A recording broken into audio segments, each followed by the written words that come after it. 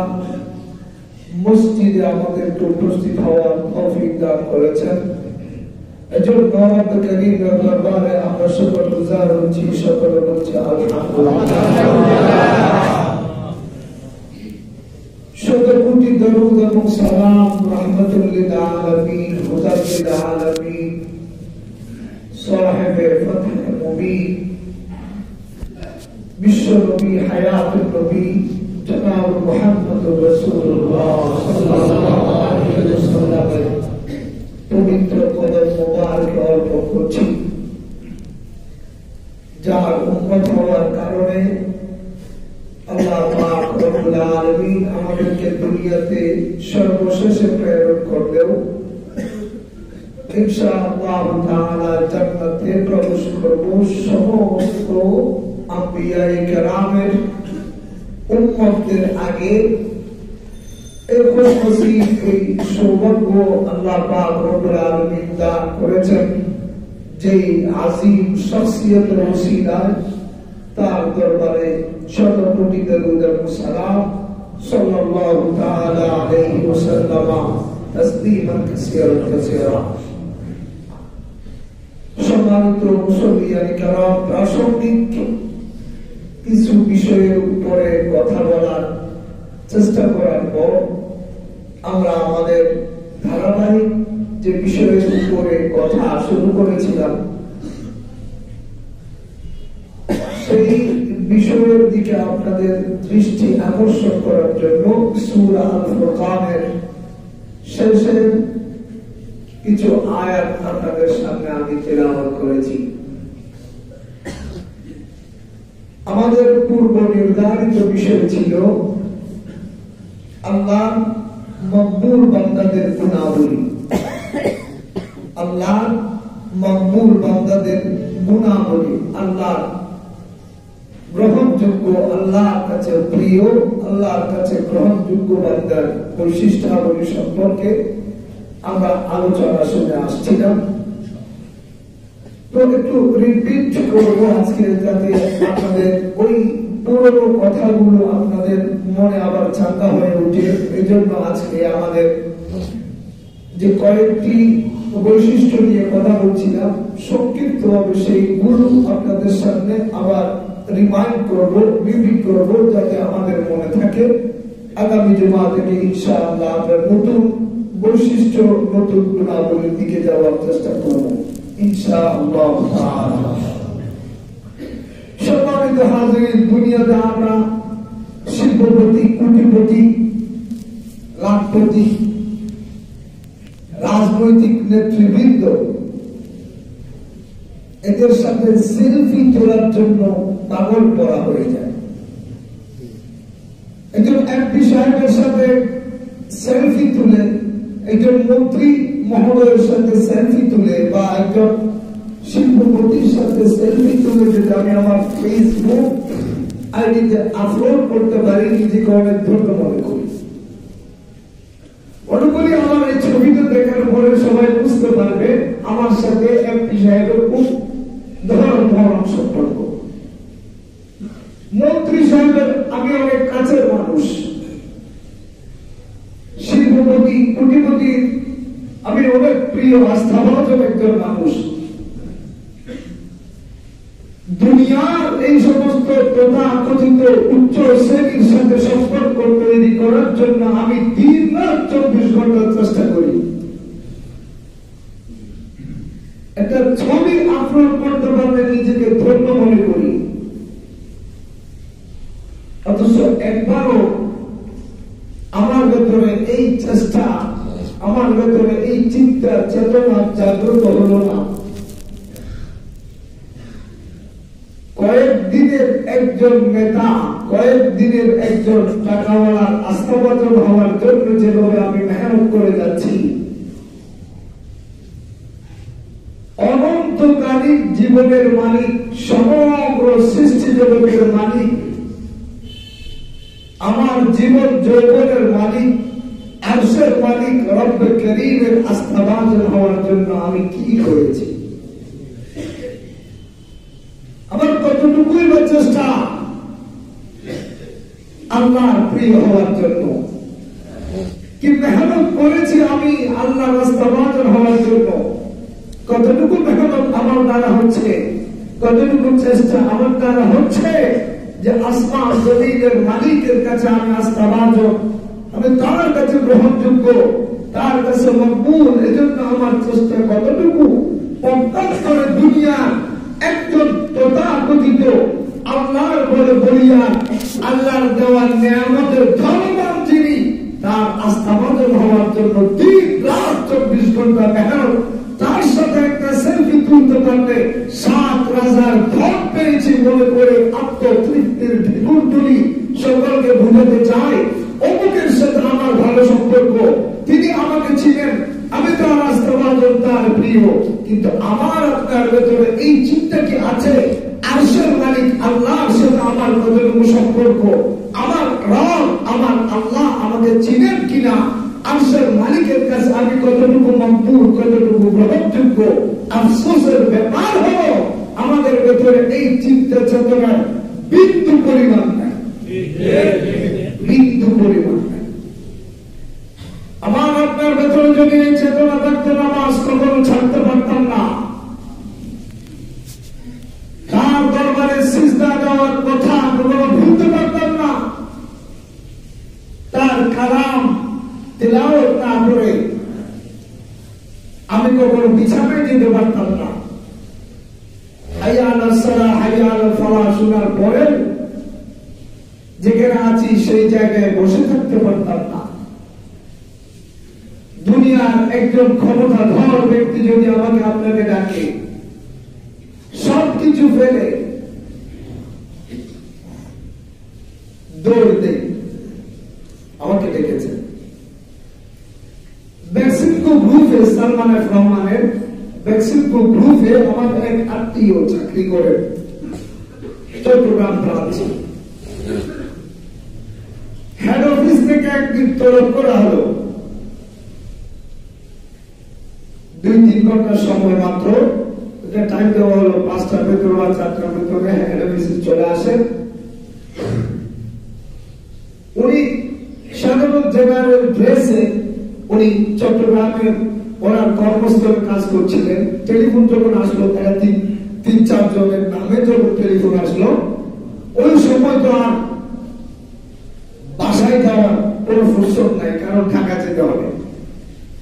Special বিমানের ticket সব করা হয়েছে, কারণ সালমান এফ রহমানের মেক্সিকো গ্রুপ তো বাংলাদেশের 1 নম্বর 2 নম্বরে আছে, তাদের জন্য সবকিছু সহজ।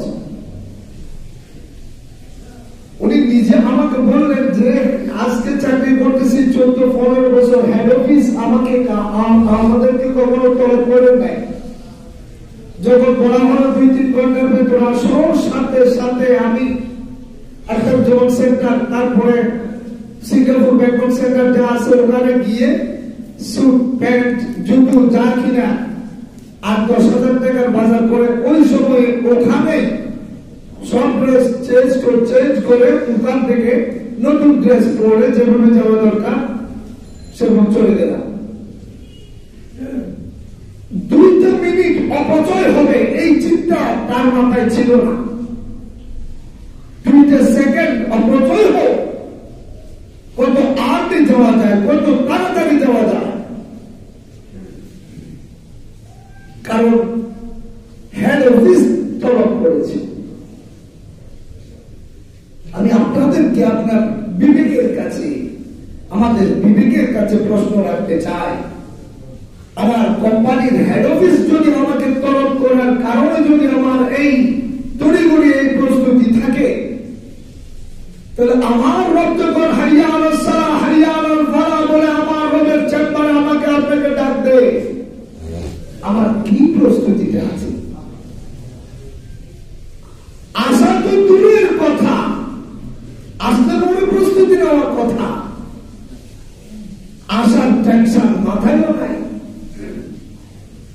অথচ আমার দুনিয়ার বস আমাকে ডাকলে 2 সেকেন্ড অপচয় হবে, এটা পর্যন্ত আমি সহ্য করি না। 2 সেকেন্ড আগে যদি বসের কাছে চাইতে পারি, হতে পারে বসের সুনজর আমি অর্জন করতে পারবো। আজকে আমার ইমানদার মুসলমান, কিন্তু আমার মালিক, আমার মনিক, সমগ্র সৃষ্টি জগতের মালিক, মালিকদের মালিক, রাজাদের রাজা, বাদশাদের বাদশা, আমার আল্লাহ যখন ডাকবেন হাইয়া আলাস সালাহ, হাইয়া আলাল ফালাহ, এই ডাকে আমরা আমাদের ঘোষণা দিই। আল্লাহ পাক রব্বুল আলামিন বলেন, বান্দা তোমরা যারা ঈমানদার, তোমরা আমার বান্দা। আমার উপর যারা ঈমান আনে নাই তারাও তো আমার বান্দা, তাদেরকে আমি সৃষ্টি করেছি। তো তাদের এবং তোমাদের মধ্যে পার্থক্য কি? পার্থক্য থাকতে হবে। তারা আমাকে চিনে, কিন্তু আমি তাদেরকে চিনি না। আল্লাহ পাক রব্বুল আলামিন ইমানদারদেরকে ডাক দিয়ে বলেন, বান্দা শুধু তুমি আমাকে চিনলে চলবে না, তুমি আমাকে চিনো এটা দাবি করলে চলবে না, তুমি আমার বান্দা এটা তুমি দাবি করলে চলবে না। আমার কাছ থেকে সত্যায়িত প্রত্যয়নপত্র পাইতে হবে, আমার কাছ থেকে স্বীকৃতি অর্জন করতে হবে, আমাকে বলতে হবে হ্যাঁ সে আমার গোলাম। শুধু এমপি সাহেব আমাকে চিনলে চলবে না, এমপি সাহেবকে বলতে হবে হ্যাঁ তাকে আমি চিনি, সে আমার কাছের মানুষ, সেটাতেই সফলতা। কথাগুলো বারবার আপনাদেরকে বলি, শুধু আমি আল্লাহকে চিনলাম তাই না, আল্লাহ আমাকে কতটুকু চিনেন তার জন্য কাজ করতে হবে। এজন্য আল্লাহ পাক রব্বুল আলামিন বলেন, বান্দা তোমার জন্য আমি জান্নাত বানিয়েছি, বেহেশত তোমার জন্য বানিয়েছি। এই জান্নাতে যাওয়ার আগে তুমি আমাকে চিনলে হবে না, এটা যথেষ্ট নয়, আমারও তোমাকে চিনতে হবে। যতক্ষণ পর্যন্ত আমি আল্লাহ তোমাকে আমার বান্দা হিসেবে চিনব না, গ্রহণ করব না, স্বীকৃতি দেব না, ততক্ষণ পর্যন্ত আমার জান্নাতে তুমি প্রবেশ করতে পারবে না। দুনিয়াতে যতই ক্ষমতাবান হও না কেন, দলে জনে বলে যত কিছুই তুমি হও না কেন, আমার দরবারে এসব কিছুর মূল্য নেই। আমার দরবারে একটা জিনিসের মূল্য, সেটা হলো ইন্না আকরামাকুম ইনদাল্লাহি আতকাকুম। মূল্য শুধু একটাই, সেটা হলো আমি তোমাকে চিনি কিনা। আমি তোমাকে চেনার জন্য যে কাজ তোমাকে করতে হবে সর্বপ্রথম, সেটা হলো দুনিয়ার হায়াত অতিবাহিত করার সময় আমার ভয় তাকওয়া অন্তরে লালন করে হালাল হারাম, ন্যায় অন্যায়, হক বাতিল, সত্য মিথ্যার যাচাই বাছাই করে আমি আল্লাহর দাসত্ব করার মানসিকতা অন্তরে লালন করে জীবনের প্রতিটি সেকেন্ডের মুহূর্ত তোমাকে অতিবাহিত করতে হবে। আজকে আমার আপনার ভেতরে কতটুকু সেই ফিলিংস, সেই টেন্ডেন্সি আমার আপনার ভেতরে কতটুকু আছে? আল্লাহ পাক রব্বুল আলামিন বলেন, ইয়া আইয়াতুহান নাফসুল মুতমাইন্না ইরজিই ইলা রাব্বিকি রাদিয়াতাম মারদিয়া ফাদখুলি ফি ইবাদি ওয়াদখুলি জান্নাতি। জান্নাত আমি আল্লাহ বানিয়েছি আমার বান্দাদের জন্য।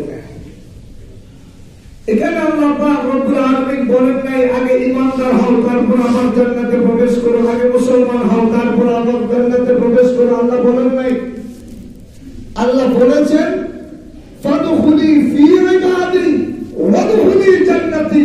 আগে আমার বান্দা হও, সুবহানাল্লাহ, আগে আমার গোলাম হও, আগে আমার বান্দা হও, আগে আমার দাস হও। যখন আমার গোলাম আমার বান্দা তুমি হয়েছো, ফাদখুলি ফি ইবাদি ওয়াদখুলি জান্নাতি, এবার তুমি জান্নাতে প্রবেশ করো। সুবহানাল্লাহ। আল্লাহ পাক রব্বুল আলামিন বলেন, ওয়া ইবাদুর রহমান। আল্লাহর কাছে ওই সমস্ত মুমিন মুসলমান আল্লাহর কাছে সবচেয়ে প্রিয়, যার ভেতরে গোলামের টেন্ডেন্সি, যার ভেতরে গোলামি এবং সত্যের গুণ শতভাগ বিদ্যমান, যে আল্লাহর হুকুম মানার জন্য এক সেকেন্ড এক মুহূর্ত চিন্তা ভাবনা করে না, আল্লাহ হুকুম করলেন তো পালন করার জন্য সে এক পায়ে খাড়া হয়ে যায়। ও মুসলমান, যেমন সাহাবায়ে কেরাম রিদওয়ানুল্লাহি আলাইহিম আজমাইন, আল্লাহ রাসূলের বলতে দেরি হতো, সাহাবায়ে কেরাম আমল করতে এক সেকেন্ড দেরি করতেন না। সুবহানাল্লাহ। এটার নাম ইবাদত, এটার নাম বন্দেগী, এটার নাম গোলামি আর দাসত্ব, এটার নাম আল্লাহর বান্দার গুনাহগার। এখন আমি আর আপনি আল্লাহ এবং আল্লাহর রাসূলের আদেশ হুকুম মানি, যেটা আমার মন মতো হয়, যেটা আমার জন্য সহজ, যেখানে একটু কষ্ট, যেখানে আমার ব্যবসাটা আমি হক হারার মতো করতে গেলে ব্যবসাটা আমার ঠিক মতো হবে না। আমি তো একটু টুপাইস ইনকামের জন্য আমি একটু এদিক ওদিক করতে চাচ্ছি, সেটা পারবো না। আল্লাহর হুকুম মানতে গেলে, গোলামি করতে গেলে 2 নাম্বারই করতে পারবো না, 4 নাম্বার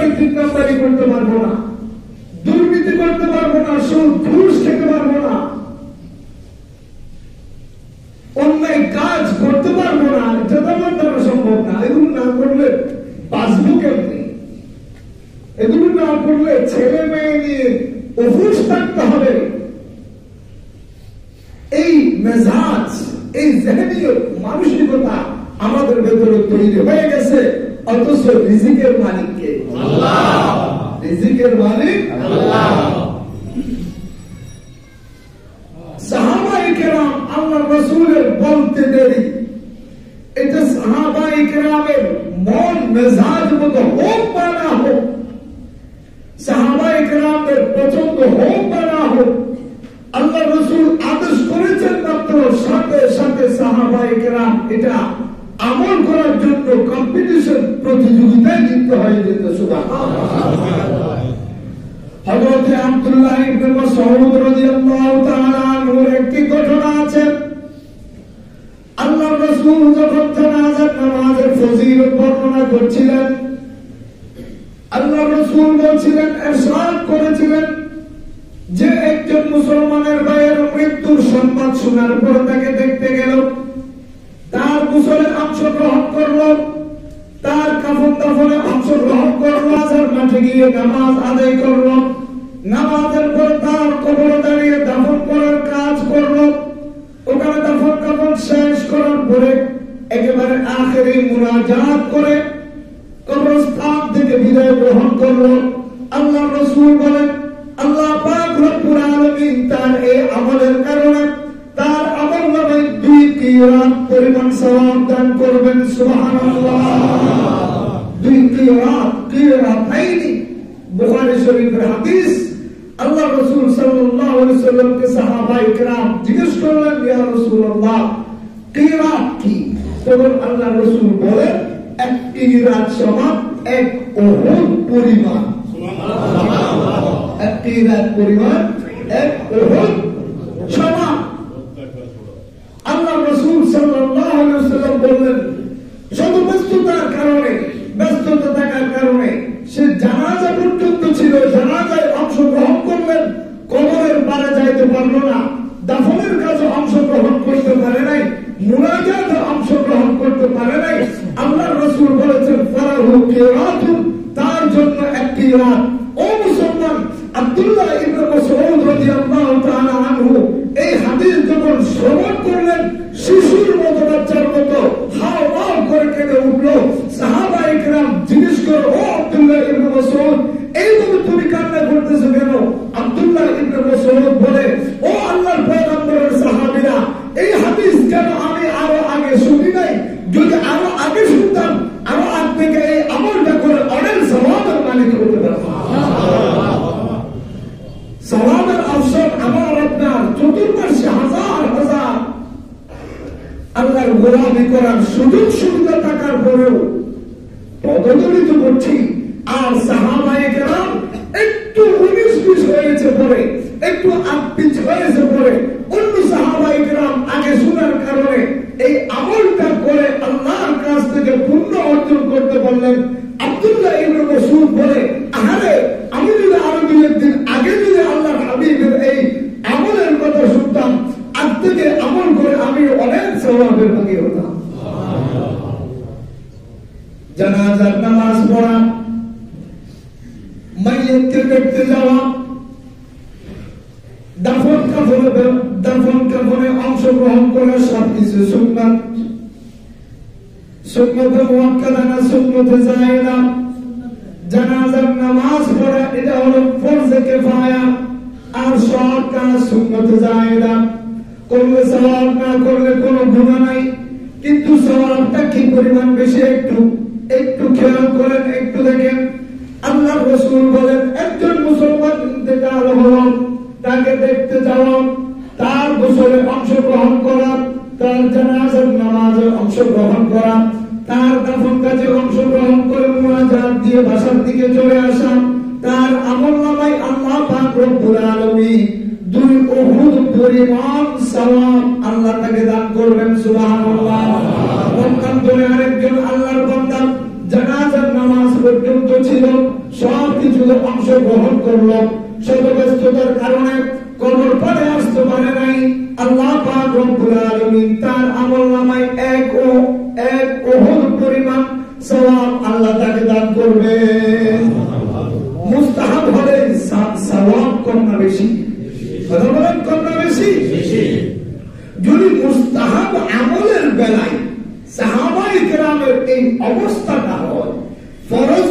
যুগের বেলায় সাহাবায়ে কেরামের অবস্থা কিরকম ছিল, সহজেই অনুমেয়। আর আমি আর আপনি সুন্নত তো অনেক পরের কথা, নফল অনেক পরের কথা, ফরজ আর ওয়াজিব দেদার সে ইচ্ছে করে তরক করতেছি, ইচ্ছে করে তরক করতেছি। তো আমি যে আল্লাহর বান্দা,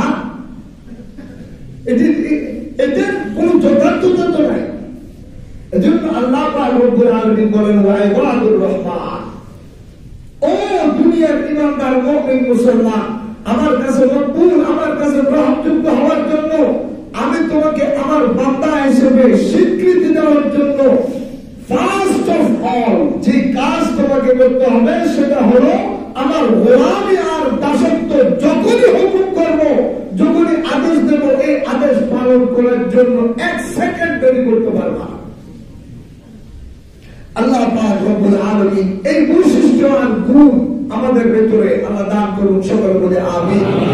ওয়া ইবাদুর রহমান আল্লাযীনা ইয়ামশুনা আলাল আরদি হাওনা, 2 নম্বর আল্লাহর মকবুল বান্দাদের 2 নম্বর গুণ, 2 নম্বর বৈশিষ্ট্য হলো যে অত্যন্ত বিনয়ী, দাম্ভিক নয়, অহংকারী নয়, যার ভেতরে অহংকার নাই, যার ভেতরে দাম্ভিকতা নাই।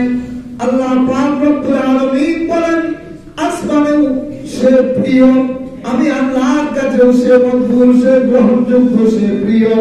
যার ভেতরে অহংকার নাই, নিরহংকার, মাটির মতো কিছু মানুষ, কিছু আল্লাহর বান্দা আছে যাদের অহংকার নাই। অনেক শিল্পপতি, অনেক কোটিপতি আপনি দেখবেন, দেখে বোঝা যায় না আল্লাহ পাক রব্বুল আলামিন তাকে অঢেল সম্পদের মালিক বানিয়েছেন। অনেক রাজনীতিবিদ দেখবেন মাটির মতো মানুষ, যার ভেতরে অহংকার নাই। অনেক ক্ষমতার চেয়ারের মালিককে আপনি দেখবেন, ক্ষমতার চেয়ার পাওয়ার পরেও তার ভেতরে কোনো অহমিকা চলে আসে নাই, দাম্ভিকতা চলে আসে নাই। আল্লাহ পাক রব্বুল আলামিন দুনিয়াতে অনেক নিয়ামত তাকে দেওয়ার পরেও সে একেবারে বিনয়ী। ও মুসলমান, রাহমাতুল আলামিন সারওয়ার আলম সাল্লাল্লাহু আলাইহি ওয়াসাল্লামের চেয়ে বড় এই পৃথিবীতে, মহান এই বিশ্ব ব্রহ্মাণ্ডে দ্বিতীয় আর কেউ আছে কিনা? কথা বলেন, আছে কিনা? আল্লাহর পরে রাহমাতুল লিল আলামিনের স্থান, রব্বুল আলামিনের পরে রাহমাতুল লিল আলামিন, রব্বুল আলামিনের পরে হুদাল লিল আলামিন, মাঝখানে আর কেউ নাই। রাহমাতুল লিল আলামিনের পরে সমগ্র সৃষ্টি জগৎ। আল্লাহ রাসূল সাল্লাল্লাহু আলাইহি ওয়াসাল্লামকে আল্লাহ পাক রব্বুল আলামিন এত নিয়ামত দান করেছেন, অহংকার করলে তিনি করতে পারতেন, পৃথিবীতে আর কেউ করার যোগ্যতা রাখতো না। অহংকার করলে তিনি করতে পারতেন, কারণ তিনি সাইয়্যিদুল আম্বিয়া ওয়াল মুরসালিন। অহংকার করলে তিনি করতে পারতেন, কারণ তিনি ইমামুল আম্বিয়া ওয়াল মুরসালিন। অহংকার করলে তিনি করতে পারতেন, কারণ তিনি রাহমাতুল লিল আলামিন। অহংকার করলে তিনি করতে পারতেন। আল্লাহ পাক রব্বুল আলামিন হাউজে কাউসারের মালিক বানিয়েছেন তাকে। অহংকার করলে তিনি করতে পারতেন, কারণ শাফাআতুল কুবরার একচ্ছত্র মালিকানা আল্লাহ পাক রব্বুল আলামিন তাকে দিয়েছেন। এভাবে অহংকার করার মতো শত কোটি নিয়ামত আমার রাসূলকে আল্লাহ পাক রব্বুল আলামিন দিয়েছেন। ও মুসলমান, অহংকার করলে তিনি করতে পারতেন, কিন্তু তিনি কতটুকু বিনয়ী তার জীবনী একটু দেখেন। সাহাবায়ে কেরাম বলে, ইয়া রাসূলুল্লাহ, আপনার জন্য তো কোনো কিছুই নেই, জান্নাত জাহান্নাম এইগুলো আপনার ওসিলায় সৃষ্টি করা হয়েছে, এত কষ্ট করে আপনার ইবাদত করার কি দরকার? বুখারী শরীফের হাদিস, আমার রাসূল বলে, আফালা আকুনু আবদান শাকুরা, আফালা আকুনু আবদান শাকুরা। ও সাহাবী, যে আল্লাহ আমাকে এত অজস্র নিয়ামত দান করে সৃষ্টি জগতের ভেতরে শ্রেষ্ঠ বানিয়েছেন, আমি কি তার কাছে বিনয়ী হব না? আমি কি তার শুকরিয়া আদায় করব না? অহংকারী কার সাথে করব? অহংকারটা কার সাথে করব? যিনি আমার মালিক, যার দয়ায় আমি বড় হয়েছি, তার সাথে অহংকার।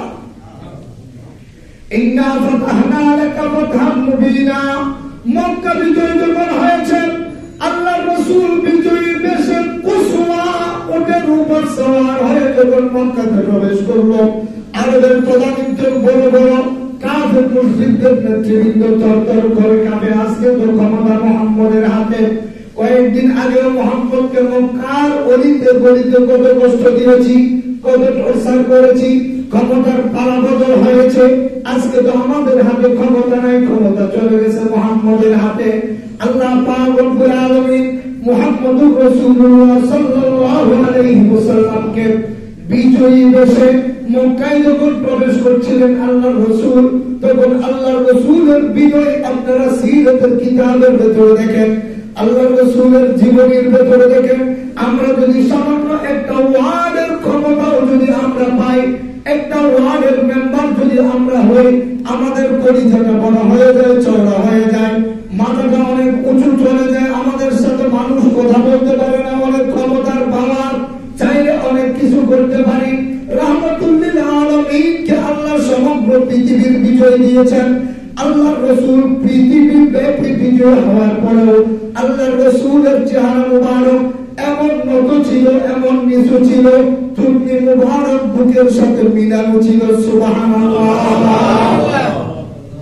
ক্ষমতা এটা কারো বাপ দাদা, এটা স্থায়ী কোন জিনিস না। ক্ষমতার মালিককে আল্লাহ। আওয়াজ দিয়ে বলেন আল্লাহ। আল্লাহ। এই দিন দিন নয়, আরো দিন আছে। আমার আল্লাহ ছাড় দেন না, ছেড়ে দেন, ছেড়ে দেন না, ছাড় দেন।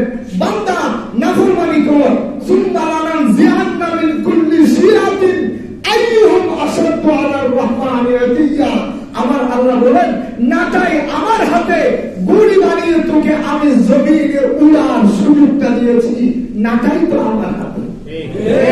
সুম্মা লানানজিআন্না মিন কুল্লি শিয়াতিন আইয়ুহুম আশাদ্দু আলার রাহমানি আতিয়া। আমি আল্লাহ দেখতে চাই আমার ক্ষমতাটা, আমার নিয়ামত পাওয়ার পরে, আমার দয়ার ইহসান পাওয়ার পরে আমার সাথে কতটুকু তুমি নাফরমানি করতে পারো, আমি আল্লাহ দেখতে চাই। আইয়ুহুম আশাদ্দু আলার রাহমানি আতিয়া। রহমানের সাথে গাদ্দারি, রহমানের সাথে নাফরমানি, রহমানের সাথে বেয়াদবি কতটুকু করতে চাই, কতটুকু করতে পারো, আমি আল্লাহ দেখতে চাই। নাটাই কার হাতে? আল্লাহর হাতে। এই বুঝ, এই সমাজ আমাদের ভেতরে আল্লাহ দান করুন। আমিন। তাই কবরে সবাইকে যেতে হবে, যেতে হবে না? যদি কেউ কবর ছাড়া থাকতে পারতো, তাহলে আলেকজান্ডার থাকতে পারত, ফিরআউন, নমরুদ, হামান, কারুন থাকতে পারত। ওই কবরটা আমার জন্য, আপনার জন্য অপেক্ষায় আছে। এই কবর দৈনিক আমাকে আপনাকে আহ্বান করে, ও বান্দা, আমি তোমার জন্য নির্দিষ্ট রিজার্ভ, আনা বাইতুল ওয়াহদা, নিঃসঙ্গতার ঘর আমি। তোমার চামচা ছেঁড়াগুলা যেগুলোকে তোমার চতুর্পাশে রেখেছো, একটাও নিয়ে আসতে পারবা না, একটাও নিয়ে আসতে পারবা না। অনেক টাকা পয়সা তোমার, টাকার বস্তা নিয়ে আসতে পারবা না। আনা বাইতুল ওয়াহদা, আমি নিঃসঙ্গতার ঘর, আমি মাটির ঘর, আমি পোকামাকড়ের ঘর। আনা হুফরাতুম মিন হুফারিন নার আও রাওযাতুম মিন রিয়াদিল জান্নাহ। ও দুনিয়ার মানুষ, আমি হয়তো তোমার জন্য জান্নাতের এক টুকরো বাগান হয়ে যাব, না হয় আমি তোমার জন্য জাহান্নামের বিভীষিকাময় অমল আগুনের গর্তে পরিণত হব। এই দুইটা বিকল্প তো নাই, অপশন দুইটা, হয়তো জান্নাতের এক টুকরো বাগান, না হয় জাহান্নামের অমল গহ্বর আমার জন্য, আপনার জন্য। এই কবর আমাকে আপনাকে আহ্বান করে, এখন সিদ্ধান্ত আমার আপনার হাতে। আমি কি আমার কবরকে জান্নাতের বাগান বানাতে চাই, না এই কবরটাকে জাহান্নামের গর্তে পরিণত করতে চাই? আমার আপনার হাতে। এই জন্য আল্লাহর ওয়াস্তে অহংকার করবেন না, দাম্ভিকতা নিয়ে আসবেন না, অহংকার করবেন না। অহংকার করলে পরে একমাত্র আমার আল্লাহ হাদিসে কুদসির ভেতরে বলেছেন, আল কিবরিয়াউ রিদাই। আমার আল্লাহ বলেন, অহংকার এটা আমার চাদর। সুবহানাল্লাহ। অহংকার কার চাদর? আল্লাহর চাদর। আল্লাহ পাক রব্বুল আলামিন বলেন কেউ যদি অহংকার করে আমি আল্লাহর মনে হয় সে যেন আমার চাদর নিয়ে টানাটানি করে। আপনি আমি সামান্য একজন মুরব্বীর, আমার শিক্ষক, আমার ওস্তাদ, আমার বাবার চাদর নিয়ে যদি টানাটানি করি, আমার মুরব্বীর চাদর নিয়ে টানাটানি করি, এটা বেয়াদবি না? সেই জায়গায় আরশের মালিক রহমানের চাদর নিয়ে যদি আমরা টানাটানি করি, আল্লাহ কি আমাকে তার বান্দা হিসেবে স্বীকার করবেন? কবুল করবেন? এজন্য আমার আল্লাহ বলেন আল্লাযীনা ইয়ামশুনা ফিল আরদি হাওনা, যে আমার জমিনে চলাফেরার সময় একদম বিনয়। বিনয় মানে আবার রোগাক্রান্ত অসুস্থ মানুষের মতো একেবারে খুঁজু হয়ে চলা না, বদার্মিকতা যেটা বুঝায় সেরকম না। অতিভক্তি, যেটা অতিভক্তি তো সুরের লক্ষণ, এজন্য অতিভক্তি না, বিনয় এটা প্রকাশিত হতে হবে। বিনয় কাকে বলে এগুলো আমরা বিস্তারিত কথা বলেছি, এই পয়েন্টগুলো আপনাদের সামনে আনতেছি যাতে আপনাদের একটু মনে থাকে। আগামী জুমা থেকে ইনশাআল্লাহ নতুন কথা শুরু হবে। এই কথাগুলো বিস্তারিত কিন্তু আমরা শুনেছি। আল্লাযীনা ইয়ামশুনা ফিল আরদি হাওনা ওয়া ইযা খাতাবাহুমুল জাহিলুনা ক্বালু সালামা। আল্লাহ পাক রব্বুল আলামিন বলেন, ও দুনিয়ার মানুষ, অনেক শিক্ষিত মানুষ দেখবা যারা হাই এডুকেটেড পারসন, সোসাইটিতে উচ্চ শিক্ষিত হিসেবে পরিচিত, কিন্তু তাদের কথাবার্তা জেরে আর ডোমের মতো আছে না নাই? আছে। আল্লাহ পাক রব্বুল আলামিন বলেন, ওয়া ইযা খাতাবাহুমুল জাহিলুন ক্বালু সালামা। জাগতিক শিক্ষায় অনেক উচ্চ শিক্ষিত, দেখতে একেবারে উচ্চ শিক্ষায় শিক্ষিত একজন পারসন, কিন্তু তার মুআমালাত, তার লেনদেন, কথাবার্তা নিরেট মূর্খের মতো। আমার আল্লাহ বলেন, ও বান্দা, তার সাথে ঝগড়ায় লিপ্ত হইও না, তার সাথে বিসম্বাদে লিপ্ত হইও না, তার সাথে তর্কে লিপ্ত হইও না। সে যদি তোমাকে খোঁচাতে চায়, সে যদি তোমাকে মেন্টাল আর টর্চার করে, ফিজিক্যাল টর্চার করে, মেন্টাল টর্চার করে, সে যদি তোমার মনে ব্যথা দেয়, ওয়া ইযা খাতাবাহুমুল জাহিলুন ক্বালু সালামা, তাকে ইগনোর করো, তাকে অ্যাভয়েড করে সেখান থেকে চলে আসো। নীরবতা চরম ভয়ঙ্কর এক প্রতিশোধের নাম, নীরবতা। নীরবতা মানে আমি দুর্বল সেটা না, নীরবতা এটা প্রতিশোধের এক মারণাস্ত্রের নাম, নীরবতা। যেমন আমি একটু বলি, আমাদের ফ্রেন্ড সার্কেলের ভেতরে আমাদের এক ফ্রেন্ড ছিল, যাকে খেলাধুলার সময় তো আমরা বুঝে, এই বয়সটা তো সবার কাছে না, এই যে খেলাধুলায় কোন সমস্যা হলে একে গালি দিত।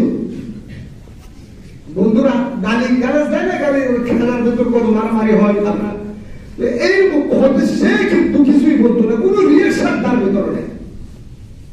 পর্যায়ে এমন হয়ে যায় যে গালি দিচ্ছে, যে তার সাথে ঝগড়া করতে যাচ্ছে, সে ক্লান্ত পরিশ্রান্ত হয়ে গেছে, একেবারে নিষ্ঠুর। তাহলে আমি আপনাকে গালি দিচ্ছি, আপনি শুনেও না শুনে বান করলেন, একবার, দুইবার, তিনবার, আমি আর সামনের দিকে যাব? অটো বন্ধ হয়ে যাবে। তো নীরবতা মানে হেরে যাওয়া নয়, নীরবতার মানে কি নয়, হেরে যাওয়া নয়। আমার আল্লাহ বলছেন, আমার সবচেয়ে প্রিয় বান্দা তারা যাদের সাথে মূর্খরা মূর্খামি করলেও যাদের সাথে তর্কে লিপ্ত হয় না, ইগনোর করে, অ্যাভয়েড করে, সেখান থেকে চলে আসে। وَإِذَا خَاطَبَهُمُ الْجَاهِلُونَ قَالُوا سَلَامًا وَالَّذِينَ يَبِيتُونَ لِرَبِّهِمْ سُجَّدًا وَقِيَامًا। 4 নম্বর গুণ, ওই সমস্ত বান্দা আমাদের আল্লাহর কাছে প্রিয়, রহমানের কাছে গ্রহণযোগ্য, যারা 5 ওয়াক্ত নামাজ জামাত সহকারে আদায় করার সাথে সাথে রাত্রি বেলায় আরামের ঘুম হারাম করে সালাতুত তাহাজ্জুদ আর কিয়ামুল লাইল আদায় করে। والذين يبيتون لربهم سجدا وقياما। রাত জাগে কিয়াম এবং সিজদার মাধ্যমে। কিয়াম আর সিজদা নামাজের গুরুত্বপূর্ণ দুইটা অংশ আপনাদেরকে বলছিলাম, আমার মনে আছে, আপনাদের মনে আছে কিনা জানি না। আপনাদেরকে বারবার বলি, 5 ওয়াক্ত নামাজের প্রতি যত্নবান হওয়ার সাথে সাথে যার ভিতরে 5 ওয়াক্ত নামাজ আছে তার ভেতরে দুনিয়ার কোন সমস্যা সমস্যা হিসেবে থাকতে পারে না। এটা আমার আল্লাহর ওয়াদা, এটা আমার আল্লাহর ওয়াদা, আল্লাহর ঘোষণা। এটা 5 ওয়াক্ত নামাজ যথাযথভাবে আদায় করার চেষ্টা করবেন আল্লাহর ওয়াস্তে। আমরা শুধু চেষ্টা করবো তাই নয়, আমাদের পরিবার ফ্যামিলিতে আমাদের যে মেম্বার গুলো আছে, আমাদের এই মা বোনদেরকে সহ ভাই বোনদেরকে সহ নামাজের জন্য আমরা তাদেরকে আহ্বান করবো, নামাজ বানানোর চেষ্টা করবো। মাসুম বাচ্চা 7 বছরের যে বাচ্চাটা, এই 7 বছরের বাচ্চাটাকে নামাজের জন্য আমরা উদ্বুদ্ধ করবো, ইন্সপায়ার করবো, ইমপ্রেস করার চেষ্টা করবো। লন্ডনের একটা মসজিদে আমার এক স্যার, আমার বিশ্ববিদ্যালয়ের এক স্যার ডক্টর মাহমুদুল হাসান, তিনি ওনার মসজিদে একটা প্রাইজ ঘোষণা করেছে বাচ্চাদের জন্য, যারা ফজরের নামাজ এবং বেসিক্যালি যারা 5 ওয়াক্ত নামাজ যে সমস্ত বাচ্চারা এই আমরা জামাত সহকারে পড়বে তাদের জন্য বিভিন্ন প্রাইজের ব্যবস্থা করা হয়েছে। আমরা দেখেছি ফেসবুকে বাংলাদেশে অনেক মসজিদে উত্তরবঙ্গে যে বাচ্চারা যদি নামাজ আসে তাদেরকে চকলেট দেওয়া হবে, তাদের জন্য সাইকেল আছে। 12 থেকে 13 বছর বয়সী বাচ্চারা 5 ওয়াক্ত নামাজ 40 দিন পড়লে সাইকেল পুরস্কার দেবে মসজিদ কমিটি, মসজিদ পরিষদ, মুসল্লি পরিষদ। এইরকম অনুপ্রেরণামূলক অনেক কর্মসূচি দেশে বিদেশে আছে, অথচ আফসোস মসজিদের বাচ্চারা আসলে আমরা বাচ্চাদের সাথে খারাপ ব্যবহার করি। মনে রাখবেন, এই বাচ্চারাই আগামী দিনের মুসল্লি। আমি আর আপনি বাচ্চা থাকতে এরকম দুষ্টুমি করতাম না, কথা বলেন, করতাম না? তো বাচ্চাদেরকে ধমক দেবেন না, মসজিদ থেকে বের করে দেবেন না। বাচ্চাদের ব্যাপারে বিধান হলো, যে বাচ্চা মসজিদ এবং ঘর পার্থক্য করতে পারে তাকে মসজিদে আনা জায়েজ, কিন্তু যে বাচ্চা মসজিদ আর ঘর পার্থক্য করতে পারে না ওই বাচ্চাকে মসজিদে না আনা চাই। কেন? ওই বাচ্চাকে আপনি আনলেন, পেশাব করে দিন, পায়খানা করে দিন, কারণ ওই বাচ্চার তো এতটুকু বয়স হয় নাই এটা মসজিদ। আমরা এরকম ছোট বাচ্চাকে নিয়ে আসি, যারা চিনি না এটা কি তাদের বেডরুম, তাদের ড্রয়িং রুম না আল্লাহর ঘর মসজিদ। এই সেন্স যে বাচ্চাদের নাই তাদেরকে না আনা চাই, কারণ আপনি আনলেন, আপনার বাচ্চার কারণে মসজিদ অপবিত্র হয়ে গেল, নাপাক হয়ে গেল, আপনি সাফ করলেন, ঠিক আছে, কিন্তু মানুষ তো আপনাকে বন্ধ বলবে। এই জন্য যে বাচ্চার মনে এটা আছে যে মসজিদ আর ঘর পার্থক্য করতে পারে, তাকে আপনি মসজিদে নিয়ে আসতে পারবেন। তো বাচ্চাদের উৎসাহ উদ্দীপনা বাড়ানোর জন্য আপনি পরীক্ষায় বাচ্চাদেরকে উত্তীর্ণ করার জন্য, বাচ্চাদেরকে সাকসেস করার জন্য, যে তুমি যদি এক হও তাহলে আমি তোমাকে একটা মোবাইল কিনে দেবো। এটা তো বাচ্চারা বলে, আমি যদি এসএসসি তে ভালো রেজাল্ট করি আমাকে আইফোন 12 দিতে হবে, আমি রাজি আইফোন 12 দেবো। কিন্তু আমার আইফোন 12 নিয়ে এই বাচ্চাকে ঠিক করবে, যা করবে ঠিক করবে আপনারাই তো জানেন। তো এইগুলো না, আমার বাচ্চাকে যদি নামাজি বানাইতে পারি, অন্তত পক্ষে এই বাচ্চা ট্যাবলেট হতে পারবে, এই বাচ্চা মাদকাসক্ত হতে পারে না, হতে পারে না। এজন্য আমার বাচ্চাকে যদি কোরআন ওয়ালা বানাতে পারি, এটা আমার পরিবারের জন্য নিয়ামত, সমাজের জন্য নিয়ামত, দেশের জন্য নিয়ামত, দেশের জন্য নিয়ামত। একজন আদর্শবান বাচ্চা আগামী দিনের আদর্শবান স্বামী, আদর্শবান শাসক, আদর্শবান বাবা। এজন্য আল্লাহর ওয়াস্তে 5 ওয়াক্ত নামাজের সাথে সাথে তাহাজ্জুদের নামাজ 4 রাকাত, 6 রাকাত, 8 রাকাত, 12 রাকাত বলছিলাম, আমার মনে আছে। এই কয়েকটি গুণ আমরা আলোচনা করছিলাম। আল্লাহ পাক রব্বুল আলামিন সর্বপ্রথম আমার জীবনে এবং আপনাদের জীবন আমলগুলোকে সন্নিবেশিত করার তৌফিক দান করুন। আগামী জুমা থেকে ওয়াল্লাযিনা যেটা আছে এরপরের যে গুণ আল্লাহ পাক রব্বুল আলামিন যদি বলার তৌফিক দান করেন আলোচনা করব। কবুল দোয়া চরকার নামাজ।